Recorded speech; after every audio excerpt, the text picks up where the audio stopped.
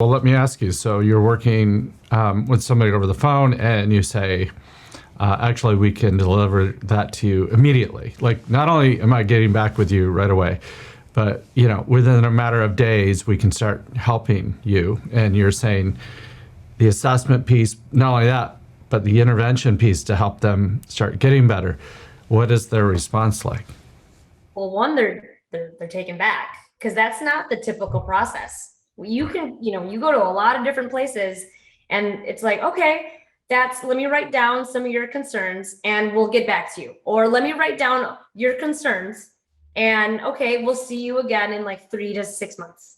Mm-hmm. And then what happens in that 3 to 6 months? You want the best for your child. You want the best for them. And then you have to tell your child or you have to tell your spouse that, okay, well, we're going to start their journey maybe half a year from now. And so when we tell them that we can start them today, they're like, wait, really? They're very surprised, but then again, of course, they're very excited and they're very pleased. Well, I guess the other thing you said too, the assessment process, and what's kind of fascinating, I guess, to me, but also what puzzles me is psychiatry and psychology being one of the few disciplines that actually doesn't look at the organ they're treating. If you had some heart trouble, somebody would do some imaging on your heart. If you even had a knee problem, they do an MRI and they look at your knee. But the moment you have something going on with your brain, what you don't do is a CT or MRI because that doesn't answer any questions. But if you look at that brain activity, that's super important because if you're fully going to assess the brain, in the 1960s, we thought it was a black box. It's not a black box anymore. We can actually do this in the comfort of people's homes and send them a kit where we can actually not only look at the output of the brain like a traditional neuropsych assessment would do and ask questions and do some questionnaires and some interviews, but we can also look at what the brain is doing that's leading to the difficulties. What has your experience been with that? Well, you're absolutely right. We've gone years where we go to the hospital, we'll get our heart checked, we'll go to the dentist, we'll get x-rays, right? So when we tell parents, of course, we're working with reading, attention, processing speed. Where else would you look? Of course, we need to look at the brain. We need to see how those areas are connected. We need to see how those areas are regulated.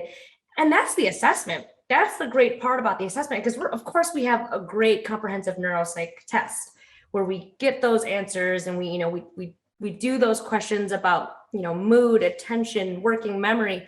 But then we also get to see that same kind of criteria with the actual brain, the actual activity from the brain, those areas that those parents are concerned about.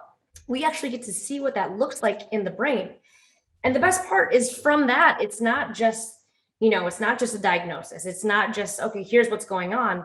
We can take that and create these customized protocols, these customized interventions and programs just for their child. Yeah. I think what it gets to is like, if you really want to put the finger on the problem, and your brain is doing what? It helps you like communicate, it helps you learn and remember information, it helps you focus, it helps you socialize, it helps you regulate your emotions and be more emotionally resilient.